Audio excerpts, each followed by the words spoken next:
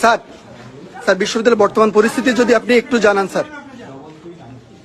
এই বিশ্ববিদ্যালয় আমাদের বিশ্ববিদ্যালয় না, এই জাহাঙ্গীরনগর আমাদের জাহাঙ্গীরনগর, এখানে হাজার হাজার ছেলে মেয়ের উপর যে হামলা হয়েছে, পুরো ক্যাম্পাস রক্তাক্ত হচ্ছে, ভিসির সাথে যোগাযোগ করা যাচ্ছে না, কোনো হল প্রবোস্ট কোনো কোথাও নেই। পুরো পুলিশরা মানুষ শিক্ষার্থীদের সাথে যে ব্যবহার করছে সেটা মানুষের পর্যায়ে 71 সালে এই ব্যবহার হয়েছে কিনা আমরা জানি না।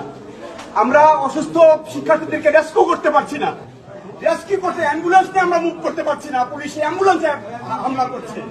এটা হতে পারে না। আমি সারা দেশের মানুষকে আহ্বান জানাবো, আপনারা দেখুন জাহাঙ্গীরনগর বিশ্ববিদ্যালয়ে কি হচ্ছে, আমাদের ছেলেমেয়েদের উপরে কি নারকীয় ভাবে আমাদের ছেলেমেয়েদের উপর হামলা হচ্ছে। আমাদের কিছু বলার নাই, আমরা সহ্য করতে পারছি না, নিতে পারছি না।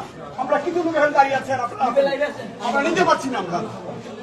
আমরা শিক্ষক, আমরা দলদাস না, দলদাসটা বিশ্ববিদ্যালয়ের ক্যাম্পাসে এইভাবে নির্মমভাবে হামলা হবে শিক্ষার্থী, হাজার হাজার শিক্ষার্থীদের উপরে, এটা মেনে নেওয়া যায় না। এটা সভ্য দেশে হয়তো সভ্য সমাজ হতে পারে না।